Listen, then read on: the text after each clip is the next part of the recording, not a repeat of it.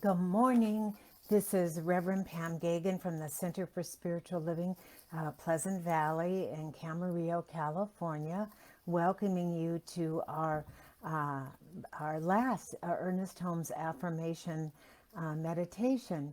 And I just want to talk a little bit about, again, Ernest Holmes and his evolutionary process as we go on to this next um, um, before we leave this meditation process of Ernest Holmes. And I want to hear from you, though. I would love to know what you would like more of. What kind of meditations relax you most, inform you most, inspire you most? So if you want to do a chat in the side as we're doing this meditation, or please let us know by email at cslpleasantvalley@gmail.com. Let us know what you would like more of. We're here to inspire you with the finite from the infinite knowledge that we have, and it is our job, not our job, our joy to lift the spirits of all through whatever is happening or not happening for you. So I'm going to begin just by relaxing in, and then I'm going to be talking a little bit about Ernest Holmes and what his process was and his progress was and his evolutionary way of thinking and being on this planet, whose teachings are still so popular, so valid in the New Thought evolutionary process. So let's just relax in to begin with. Just holding the high watch and just feeling that energetic presence in and through, coming from all over you. We are energy, and energy are in energy. We are that grain of sand, that world in a grain of sand. We are that spirit and that divinity in the drop of the ocean, and a drop, and the ocean in a drop. So we are all of it right here. And so when we take that energy and direct it into greater ways of visioning and seeing and thinking and being, then truly what I say, miracles are happening all around us. So we're going to take that energy and feel it just go right down our crown chakra, and going down our crown chakra. We're going to go down, feel that energy going down the head here into the third eye, and going down the back, and just relaxing in, dropping the shoulders, just relaxing in and dropping the shoulders. Let us do our 3 breaths in right now, where we breathe in with God is on the in-breath, and on the out-breath, I am. And then 2 more silently.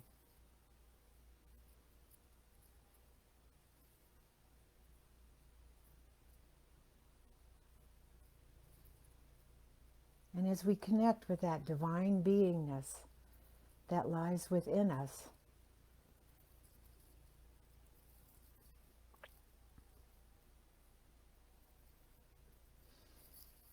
we just feel that energy going down the throat, down the back, vertebrae by vertebrae by vertebrae.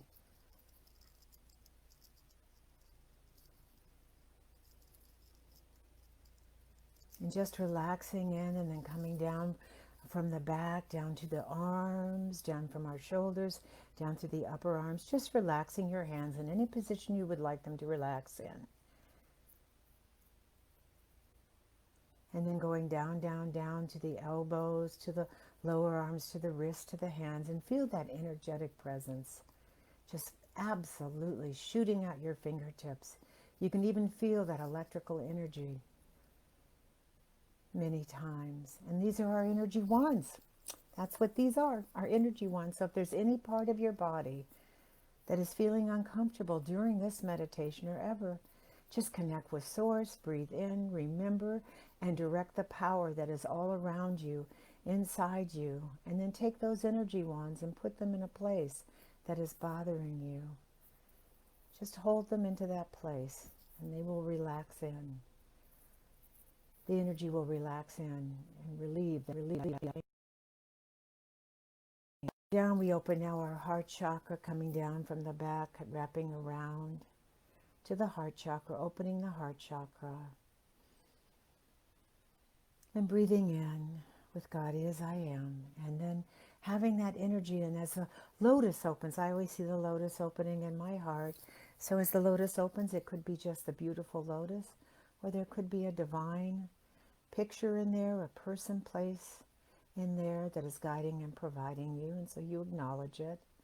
And then see that energy going back down now around into the solar plexus, to the beautiful yellow chakra, opening that below the heart and above the belly button, then going back down the back, vertebrae by vertebrae by vertebrae, just relaxing in, going into the sacral chakra, beneath the belly button, above the root chakra. Beautiful orange, just relaxing in, relaxing in. And then now, going down to the root chakra, going down through the hips, the beautiful red ruby root chakra between the legs. And just at the root and the seat of the soul. And then just going right back down into the hips, relaxing the hips in, the thighs, the knees, the calves, going down, down, down. The ankles, the feet, going down, down, down, all the way into the middle earth. And connecting to that middle earth, and then coming right back up as we breathe it in and feel it. Going, shooting out the top of our crown to the left, and then shooting all around us, that wonderful protective bubble in that peace and in that quiet. I'm going to play the Koshi bells on this last day of our affirmations by Ernest Holmes.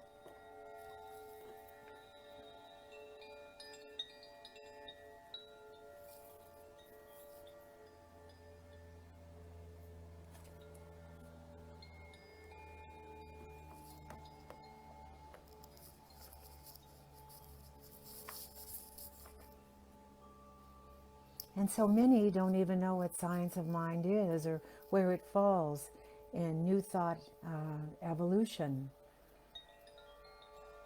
And Ernest Holmes was one of many teachers that came across the teachings of Emerson and Troard from England, Judge Troard from England, who were New Thought thinkers.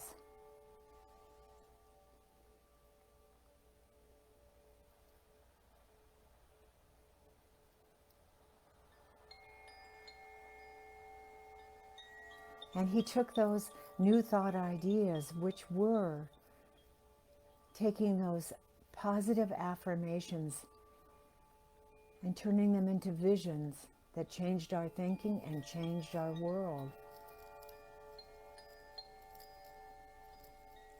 But there's a lot that, as I continue to study Holmes, I continue to learn more and more about him and how absolutely amazing he was in this teaching.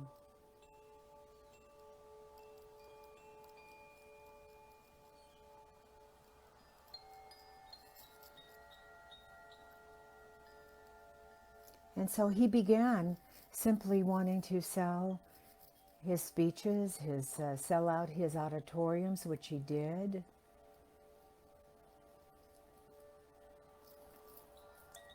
Speaking words of peace and love and wisdom and intelligence.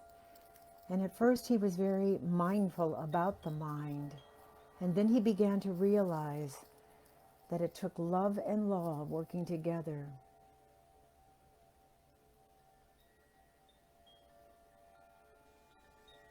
So he learned that love points the way, and law, the only thing there is, God that just says yes, that power and presence. And what you think into that law with the passion of the heart bring through the visions. And so one of the greatest things about him is he said we have to be open at the top. That the teachings that he wrote about in the book of religious science were never written in stone. And what was amazing about Ernest Holmes in the last 2 years of his life, he found a new passion in life. And a lot of people don't know this. And in doing research, I was truly impressed by this. He found a new passion in his life, and it was teaching the works of a famous, wise Indian sage, Sri Aurobindo. Many of us know who Sri Aurobindo was, a wonderful spiritual teacher and sage from East India. And he would say that the book that he was teaching from, The Science of Mind, had been written 30 years earlier. And he did embrace the science of mind as a philosophy that was in its beginning stages and always open to new truths. So he embraced Sri Aurobindo's Eastern philosophies of evolutionary emergence and consciousness. The consciousness, along with the physical world, mind and body and heart all working together. And one of the greatest teachings that Sri Aurobindo did was the practice of meditation.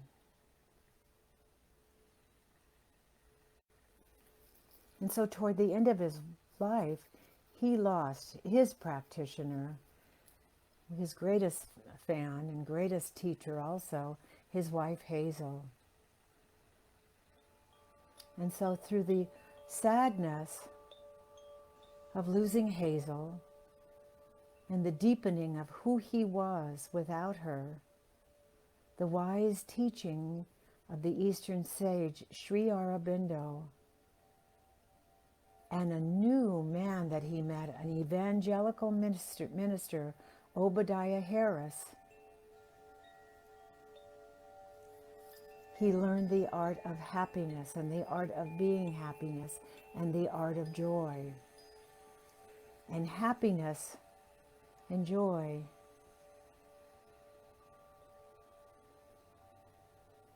became the expansion and what he embraced in this new evolutionary spirituality.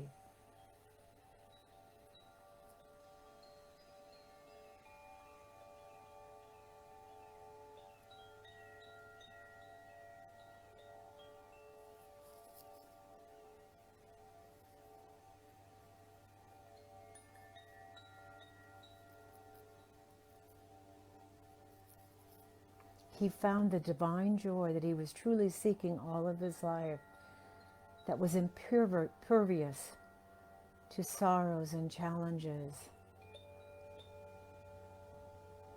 Where we find that in our immortal spirit, of course. We are human here in this body. We are here to experience the world and deepen the world through our emotions. But it is very important to vision, and that's where the affirmations come in.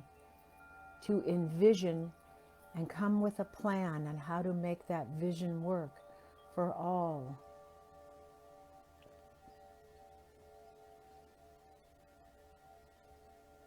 And he came to understand very clearly that the I am that is so important was embracing not just the I, but the we of it all.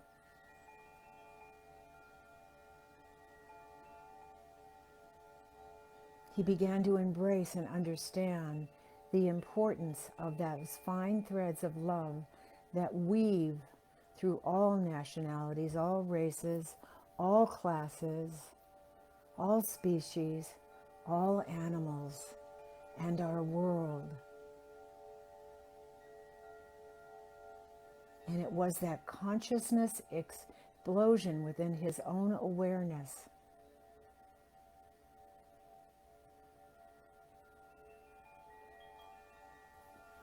that formed the ending philosophies of who he was with meditation and affirmations.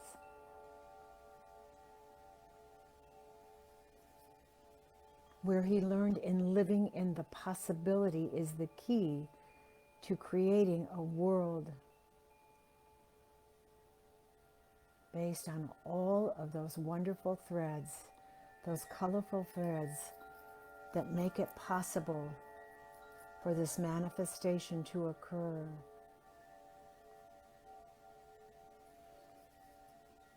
And way before even meditation, he understood that the dwelling on negative thoughts take away from the peace and the joy. And I'll tell you a story and then I'll end with affirmations. When my beloved husband was diagnosed with a fatal disease, I believed with all my heart that he was healing and that he was revealing that oneness and that health. And eventually he did. He made his transition. And the greatest guilt I had was I felt that I had not embraced the reality of his leaving, his soul leaving and going on to its next great experience. And then my wonderful teacher, Dr. Sue Rubin, said, what would have been the alternative? Telling him he was dying every day and creating more pain and sorrow and fear in him. So I believe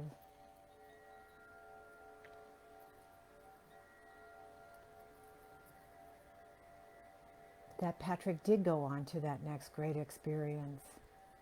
And of course, being very human, I went on to many ministers asking for prayer of his complete healing. And that is what happened to him in the heaven world. His body was tired. It was time for him to let go. He had done all that he could do on this earth. And truly, he did so much, and I won't go into that in this moment. In his simple, quiet, loving, unconditional way, human way.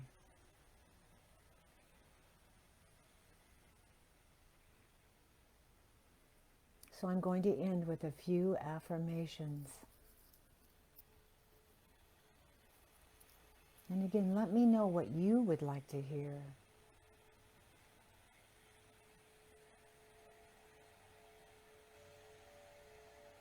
In meditation, more quiet, more affirmations, more wisdom, more visionary support. Please let me know.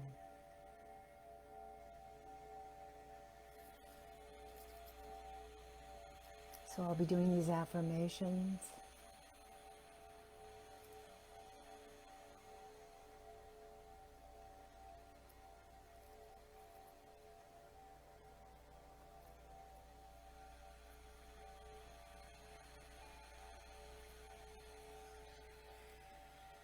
And asking you to take them in and think about them.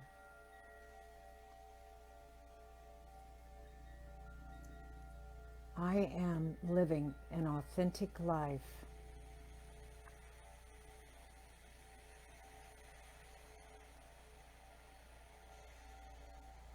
As I deepen my understanding of the oneness, the spirituality of the allness,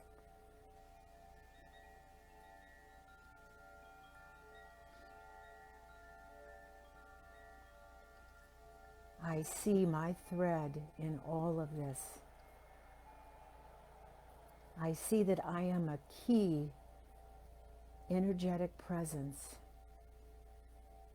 for inner peace in myself that ripples out toward world peace, and in that world peace, I am open and receptive to honoring others' lives and others' rights.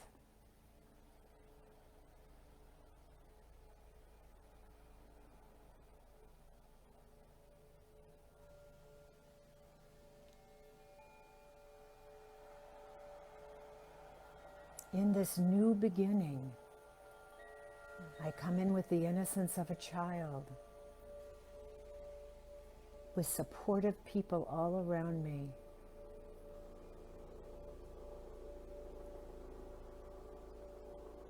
Those who support my highest vision. And I believe in myself.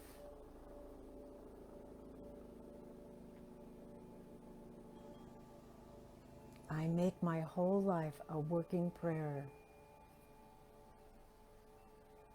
How I make my living is there's no separation with how I make my living, because I bring myself with me in all arenas. There is no separation from my family, my work. My spirituality saturates it all. And like the Buddhists say, who I am is who I am in every area of my life. And how I do one thing is how I do all things.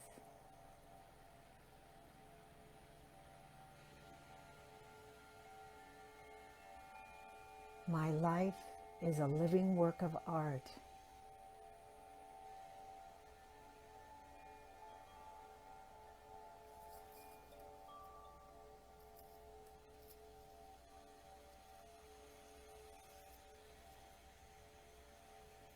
And as I believe it and see it and embrace it,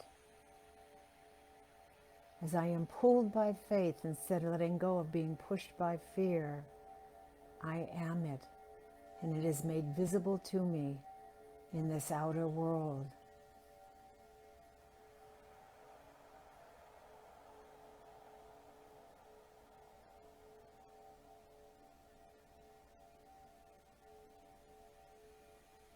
And I kiss the lips of my desire.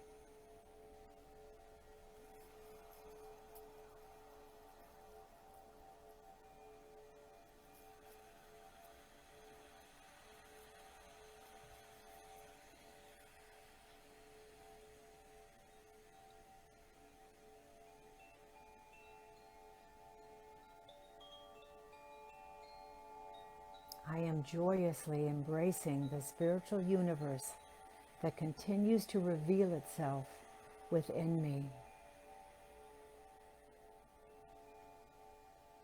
And I am aware that many others have discovered this same world.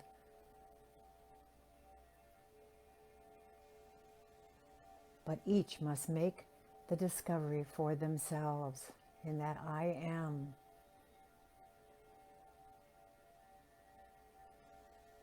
And I am embracing the joy of sailing around this world.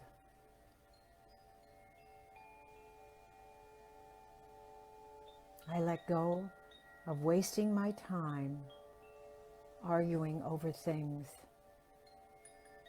for I follow my inward gleam of my consciousness, and I arrive at that highest place, sitting at the right hand of the divine spirit within and without.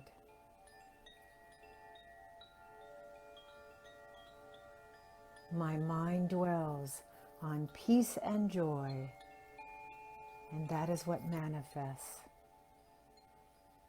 in my life.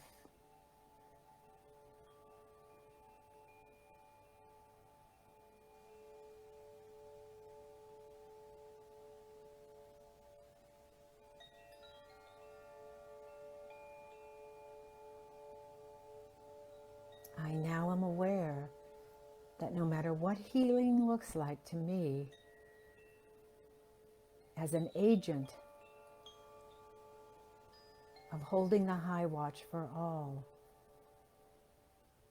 there's a realization of the presence of God in all, and that is the most powerful healing agency known in the mind and the heart of man.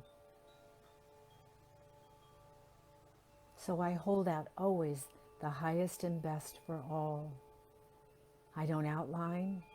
I remain open at the top, always ending my prayer for health, wealth, prosperity, spirituality, relationships,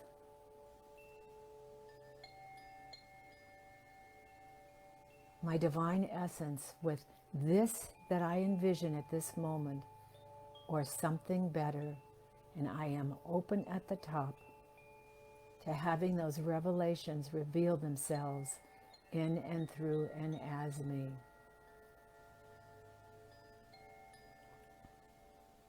And I close with, as I stay in the I am, of course I ask that you personalize all of these, for there is only the one, the one, the one.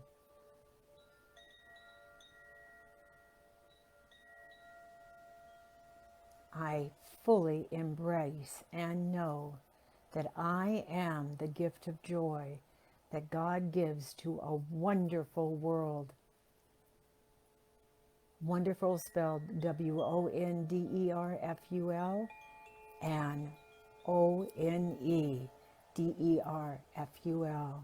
The wonderful in the oneness.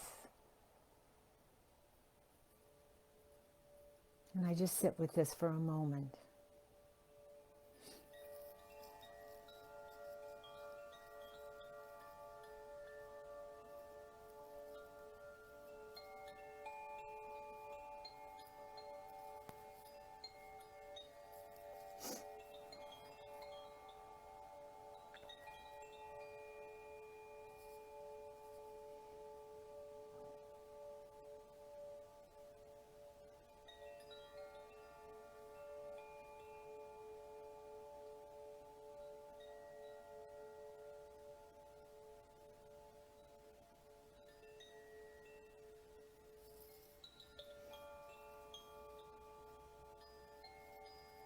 And so coming back into the beingness, back into the chair,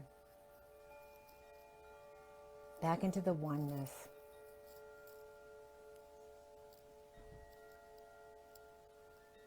I'll see you on Sunday with my special guest, Lisa Coffey. And by the way, Lisa's class is also before the meditation, and there's information on Facebook how you can join on Zoom to her class.